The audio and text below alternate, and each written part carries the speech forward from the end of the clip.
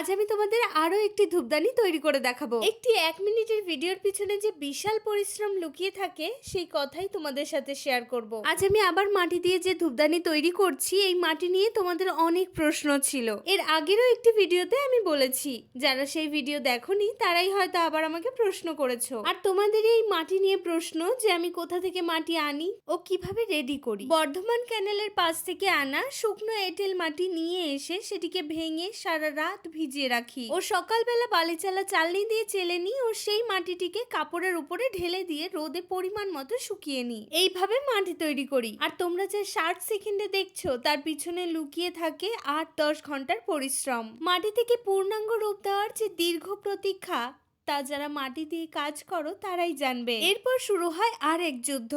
সঠিক আলো খোঁজা, ক্যামেরার সঠিক অ্যাঙ্গেল মেলানো আর ঘন্টার পর ঘন্টা বসে প্রতিটি ফ্রেম এডিট করা আর 1 মিনিটের ভিডিওতে আনা। দিনের পরিশ্রম আর স্বপ্নকে ধরে রাখাটাই সবচেয়ে বড় চ্যালেঞ্জ। আমার মাটির তৈরি এই ধূপদানিটি কেমন হয়েছে তোমরাই জানিও।